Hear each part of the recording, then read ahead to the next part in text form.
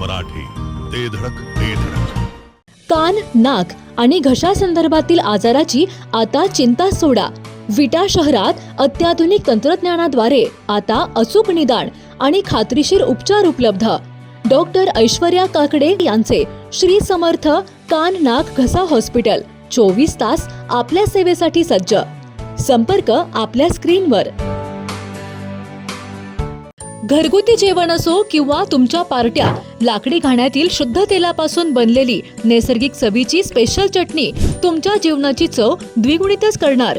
गलाई व्यावसायिकांसह विदेशातील लोकांच्या जिभेला चटक लावणारी खताळ बंधू यांची ब्रँड ठरलेली ओम श्री गुरुमाऊली खमंग चटणी तसेच ग्रेव्ही आजच खरेदी करा.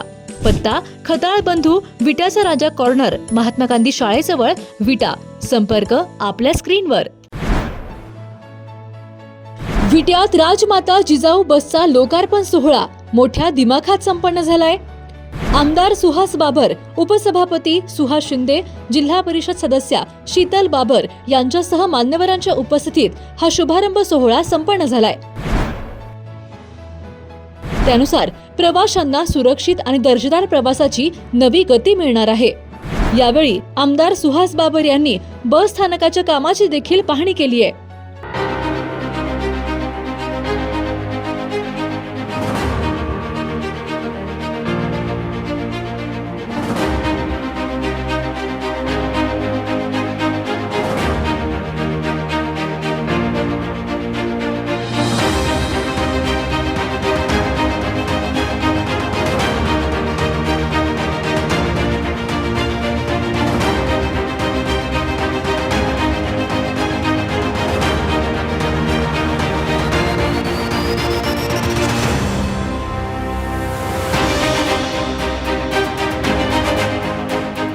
प्रवाशांना अधिक सुरक्षित, आरामदायी आणि दर्जेदार प्रवासाची सुविधा उपलब्ध करून देण्याच्या उद्देशाने महाराष्ट्र राज्य मार्ग परिवहन मंडळाच्या राजमाता जिजाऊ या नव्या बसचे लोकार्पण आमदार सुहास बाबर यांच्या हस्ते उत्साहपूर्ण वातावरणात करण्यात आले. आमदार सुहास बाबर यांनी बस स्थानकाची पाहणी करून कामकाजाचा आढावा घेतला.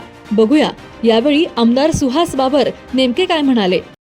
आज विट्या एसटी स्टँडवरती नवीन आलेल्या 5 बसेसचं उद्घाटन कार्यक्रम होता. कार्यक्रमासाठी सगळे आमचे पंचायत समिती, जिल्हा परिषद, नगरसेवक सगळे आमचे उपस्थित होते. काही आमचे सगळे ज्येष्ठ सहकारी उपस्थित होते. DC आपल्या जिल्ह्याच्या राऊत मॅडम या ठिकाणी उपस्थित आहेत. आणि त्या सगळ्या बसेसचं उद्घाटन झाल्यानंतर आपण जे विटा शहराचं नवीन बस स्टँड बांधायला लागलो आपण, त्याच्या कामाची पाहणी करण्यासाठी सगळे एकत्र आलो. आणि मला असं वाटतं की जिल्ह्यामध्ये सगळ्यात चांगलं बस स्टँड हे आपल्या विटा शहराचं व्हावं, ह्यासाठी गेले 2 वर्ष आपण प्रयत्न करत होतो. आपले तत्कालीन मुख्यमंत्री आदरणीय एकनाथ शिंदे साहेबांनी ह्या प्रिमायसेसचं भूमिपूजन केलं होतं. आत्ताचे परिवहन मंत्री आदरणीय सरनाईक साहेब, मुख्यमंत्री आदरणीय देवेंद्र फडणवीस साहेब, आदरणीय सुनेत्रा काकी, ह्या सगळ्यांच्या सहकार्यातून मला असं वाटतं की जिल्ह्यात सगळ्यात मोठा निधी ह्या विटे शहराचं बसस्टँड दुरुस्त करण्यासाठी किंवा नवीन बांधण्यासाठी आपल्याला मिळालं होतं. आणि खूप चांगला प्लॅन, म्हणजे कदाचित लोकांची थोडी ह्या 1.5 वर्षामध्ये गैरसोय झाली, मी काय नाकारणार नाही, पण एखादं नवं इन्फ्रास्ट्रक्चर उभं करत असताना शेवटी त्याच्या फेजेस असतात. कॉन्क्रीटच्या सगळ्या त्याचं क्युरिंग. आणि माझं तुम्हाला सगळ्या नागरिकांना माझा तुम्हाला शब्द आहे की जिल्ह्यामध्ये कुठं नसेल असं बसस्टँड आपलं विट्याचं असेल. ह्या 6 महिन्यामध्ये तुमच्या आम्ही सगळं ताब्यात देऊ. आता या महिनाखेरीस 9 प्लॅटफॉर्म आपण देतोय. तर मी तुम्हाला हा थोडासा प्लॅन समजून सांगायचा प्रयत्न करतो. म्हणजे कॉन्ट्रॅक्टर या ठिकाणी उपस्थित आहेत. पूर्वी तशी जागा सुदैवानं आपल्या बसस्टँड खूप चांगली आहे, पण जागा असताना सुद्धा थोडं प्लॅनिंग नव्हतं किंवा 14 प्लॅटफॉर्म होते दोन्ही बाजूला मिळून, म्हणजे ह्या बाजूला आणि दक्षिण बाजूला आणि उत्तर बाजूला असे 14 प्लॅटफॉर्म होते.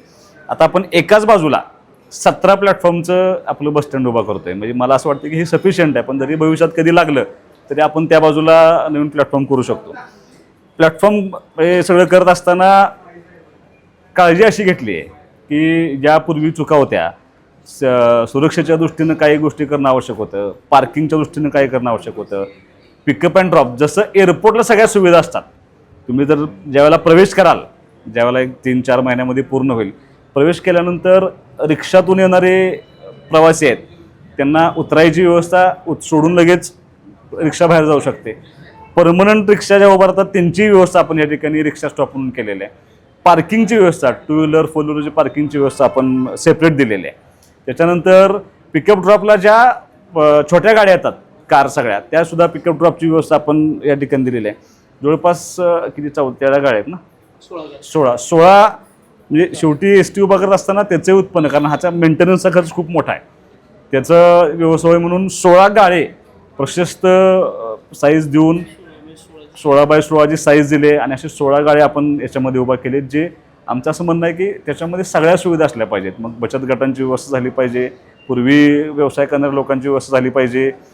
हे उभा करत असताना इतकी काळजी घेतली की पूर्वी महिलांसाठी ज्या व्यवस्था सगळ्या होत्या, म्हणजे फिडिंग रूम असेल किंवा हिरकणी कक्ष असेल, पोलिसांचं सेपरेट बसायची त्यांची व्यवस्था होती, ते सगळं त्याच्या प्लॅनमध्ये इन्क्लूड करून आपण हा सगळा प्लॅन बनवला आहे.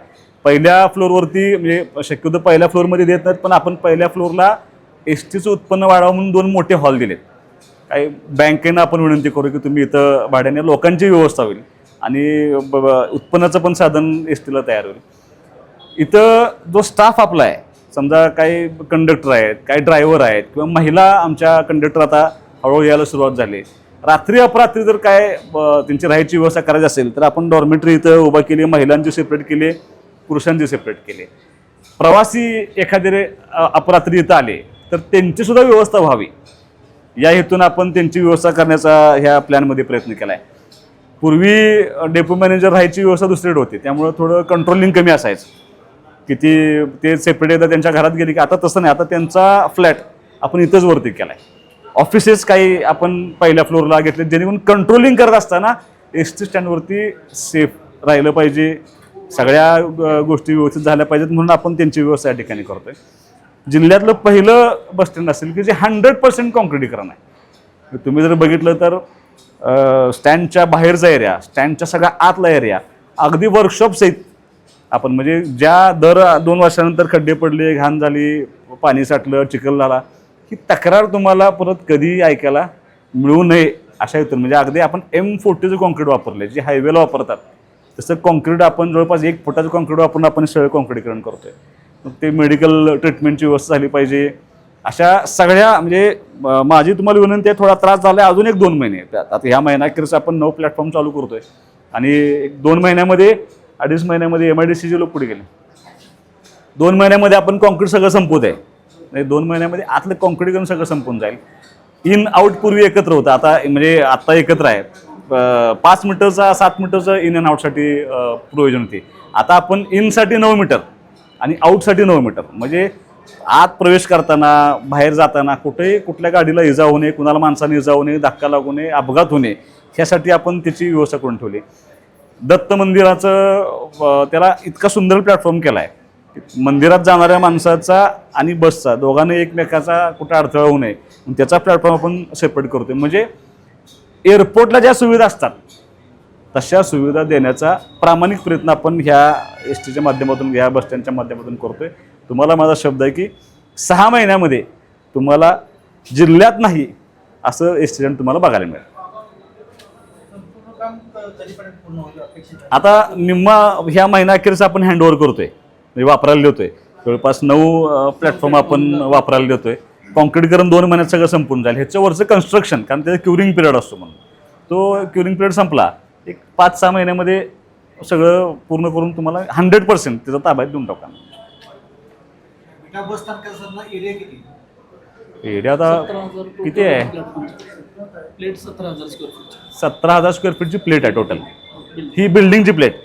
टोटल एरिया खूप मोठा आहे. एरिया खूप मोठा, 2.5-3 एकर असेल, 2.5 एकर तर असेल.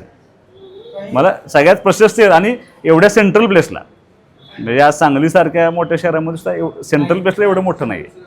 टीका होत असताना आपल्यावर जी टीका झाली स्टँडच्या विषयावर त्यावेळेस पूर्वी आपण यापूर्वी का खुलासा केला नाही किंवा त्याच्या मी असा म्हणणारा कार्यकर्ता आहे की लायसाहेब, सत्ताधाऱ्यांना प्रश्न कोणतरी विचारले पाहिजे, सत्ताधाऱ्यांच्यावर टीका ही झाली पाहिजे, त्याशिवाय मलाही हुरूप वाटत नाही काम करायचा. आणि त्याचं प्रत्युत्तर माझा उलटा प्रश्न आहे. आता टीका आरोप खोटे खरे हे का ठरवत असतो. ज्या दिवशी हे पूर्ण होईल, मी तुम्हाला सांगितलं की काही लोकांनी ते आता हे कुणीच सांगितलं नाही की ते वर डॉर्मेटरी केलेत, ऑफिस केलेत, रेसिडेन्शियल इथं केले, 16 गाळे केलेत, 2 हॉल केलेत, पिकअप ड्रॉप वेगळं केलं आहे, या जायची व्यवस्था वेगळी केली आहे, टॉयलेट वेगळं केलं, सगळं इतकं सुंदर केलं आहे. हे सांगितलं नाही. फक्त काय सांगितलं की कारण नसतानाच. कारण नाही आहे का? प्रवाशांची राहायची व्यवस्था करणं हे कारण नाही. आमच्या स्टाफची रात्र दिवस काम करते. समजा एखादा कंडक्टर, महिला कंडक्टर तुम्हाला म्हटलं रात्री अपरात्री आली, तिची व्यवस्था करणं म्हणजे वर करणं बरोबर नाही. तर मला असं वाटतं की चुकीच्या पद्धतीने सांगितलं. आता वाढवून टेंडर झालं, आता ज्याला मिळालं नाही त्याला राग आला असेल, त्यात काय माझा त्यात दोष नाही. मी काय टेंडर प्रक्रियेमध्ये नसतो. 21 पासून सुरुवात होती या सगळ्या कामांची, 2021 पासून. आणि 9 बिडर होते. असं नाही की एकटेच बिडर गेले आणि तिथे मिळालं असं झालं नाही. 9 बिडर होते. 24ला सगळं मान्यता झाली. त्याच DSRमध्ये काम चालू आहे. उलट नुकसान असं आहे की अजून पैसे मिळायला पाहिजे होते. मी प्रयत्न करणार, टीका केली म्हणून काम माझं थांबणार नाही. आणि फक्त एवढंच नाही, तुम्ही खानापूरचं बसस्टँड बघून या. पूर्वीच्या आमच्या खानापूर बसस्टँडची अवस्था, आज त्याचं 100% कॉन्क्रीटीकरण केलं. इतकी अस्वच्छता होती, ते काम पूर्ण केले. आटपळीचं बसस्टँडचं पण काम चालू आहे. माझ्या मतदारसंघातल्या 3 बसस्टँडचं काम चालू आहे. फक्त विटा असं नाही, माझं प्लॅनिंग करून काम असतं. टीका टिप्पणी केली तरी आज तुम्हाला खात्री झाली की नाही की ह्याच्यासारखं काम नाही. बरं, तुम्ही, माझं मत आहे की आम्ही जो DPR तयार केला होता, मी तुम्हाला सहज फिरताना दाखवलं. कॉलमची साईज बघा. हे प्लॅन असा आहे की अजून 10 वर्षांनंतर तरी कुठल्या एखाद्या आमदाराला वाटलं, मी असलो तर आनंदच आहे. पण समजा आणि कोण असलं त्याला वाटलं की इथं डेव्हलप व्हावं, तरी सुद्धा त्याचे प्रयोजन सुहासबाबा आत्ता करून ठेवतो. इतकं सुंदर काम करायचा आपण प्रयत्न केला. बसच्या काही कर्मचाऱ्यांचे 2-4 महिने पगार झालेले नाही, त्यांचं आंदोलन सुरू आहे, त्यावर काय? नाही, आता तो गव्हर्नमेंटचा विषय, पण मला असं वाटतं की तसं होत नाही. हां, पुढे मागं होत असेल. पुढे मागं जरी झालं तरी खातं शिवसेनेकडे आहे. आणि सरनाईक साहेब, शिंदे साहेब आणि फडणवीस साहेब ह्या विषयावर फार सेन्सिटिव्ह आहे.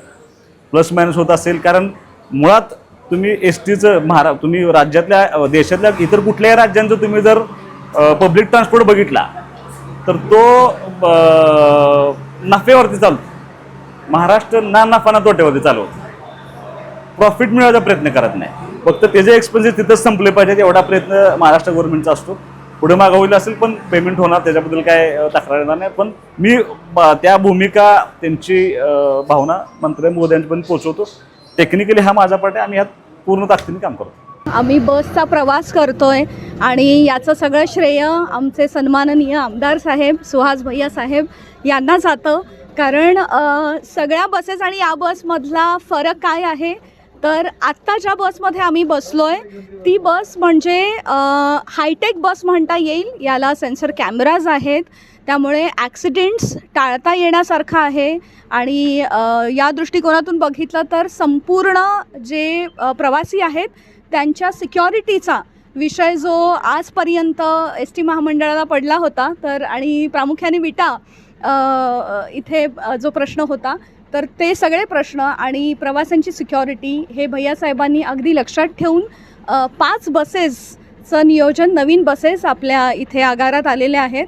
आणि आम्ही आज छान सगळ्यांनी त्या, आमच्या सभापती मॅडम पण आहेत खानापूर पंचायत समितीच्या, आमच्या सदस्य पण सगळ्या आहेत. तर आम्ही सगळ्यांनी हा सुरक्षित प्रवास, आमचे बाबर दादा जे ड्रायव्हर आहेत त्यांच्यासोबत आम्ही हा सुरक्षित प्रवास केलेला आहे. आणि संपूर्ण प्रवाशांना इथून पुढचा प्रवास सुखकर हो आणि प्रत्येक प्रवासात आदरणीय सन्माननीय भैयासाहेबांची आठवण राहो, एवढंच बोलते आणि थांबते.